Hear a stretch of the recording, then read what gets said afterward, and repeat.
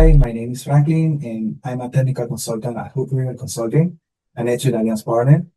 Today, I'm going to talk a bit about efficient debugging in NetSuite, focusing on best practices, types of logs, and additional tools like browser extensions that can make our work easier. Well, why is efficient debugging important? There are several strong reasons for this. First, it reduces the time we spend developing new features and fixing issues. In the end, this saves money, a very important aspect for any business, right? Second, it helps us catch key errors early in the process, probably even before users start using the functionality. And finally, it improves the quality of the features we develop, leading to a better user experience. Okay, speaking about types of logs, in general, we have four main types we can use. First is a debug log.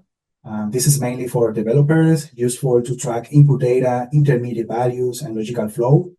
Next, we have the audit log. This is used to track important events like the start and end of executions or record saves. It's great for traceability without overloading the logs. The third one is the error log, meant to give visibility to issues that need attention, such as integration failures, validation errors, and exceptions. And lastly, we have the emergency log, which is the least used. It should be used to highlight serious or critical conditions that need immediate attention. Okay, here you can see an example of how logs are used and structured. As a recommendation, use log levels according to the criticality of the process to avoid irrelevant information in the logs, right?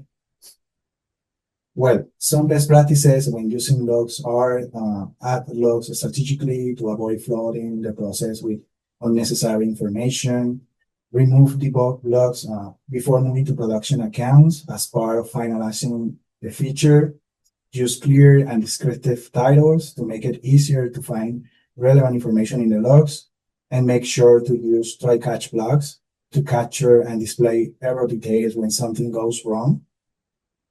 Here we can see a simple code of a function that creates a customer. From this, we can highlight that the log audit is used to mark the start and end of the process, showing input data and the resulting customer ID. The try-catch block helps with error handling. The JSON stringify is used to clearly show the data being processed. And the log error is used to capture error details if something goes wrong. This visually summarizes several of the key points we have discussed so far. Now, here are some common debugging scenarios you might face. The script is not running. In this case, we need to check if the script is properly deployed and available. Permission issues. In this case, we need to check the roles being used and the script's deployment settings.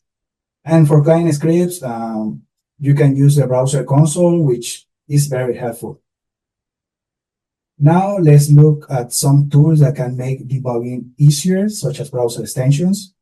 First, we have the NetSuite Field Explorer. With this extension, you can see all the fields IDs of a record directly in the UI. The main uses for this extension are displaying field and sublist IDs with a single click, helping identify which IDs you need to use in your scripts, and saving time compared to inspecting the HTML manually. The second extension is NetSuite Advanced Field Help. This enhances the native field help in NetSuite.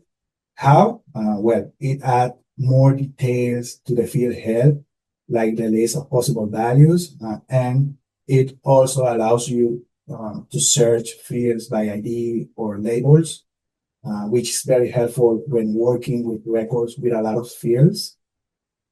And the last extension I will mention is NetSuite Scripted Records.